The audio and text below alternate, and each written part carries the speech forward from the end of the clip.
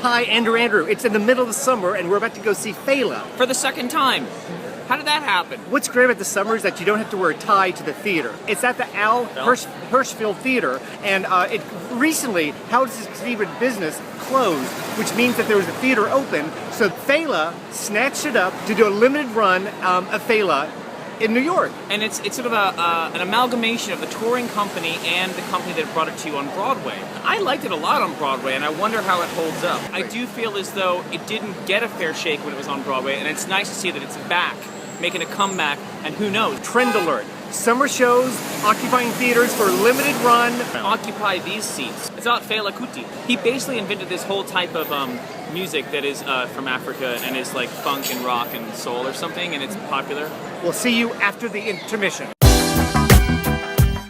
Afrobeat. So that's the name of the music I was trying to think about. He invented Afrobeat. Since the last time we saw the show, either A, we've changed drastically, or the show has changed drastically. Do you think so? It seems like it's just so much more relevant now politically. Maybe it's Occupy Wall Street.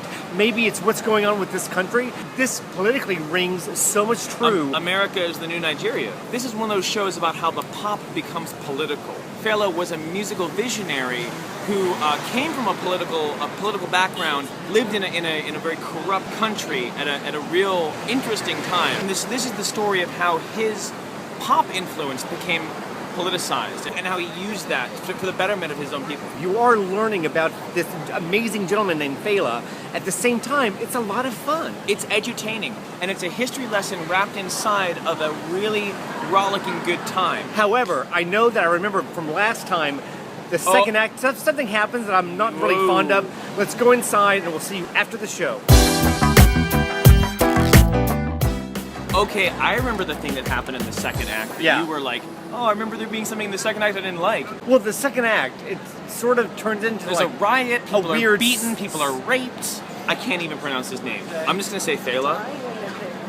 Our Fela. You know what? The name is down there. The name is here. There's a name here. Try. He is amazing. He is. You know what he's like? Convincing. Black Elvis.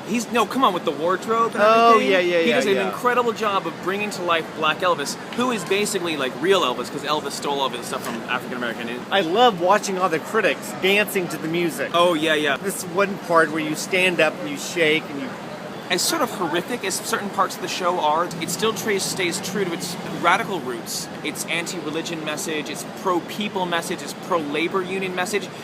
The realization that he has this harem of wives. There's this funny thing that happens where the harem is portrayed almost like a labor union, and it's this really positive, like people uniting, because he proposes marriage, and they all decide as a group whether or not they want to get married. It's a great show, and I definitely have my qualms with it, but I got to greenlight this all the way. You know what? I'm going to say yellow light. Really?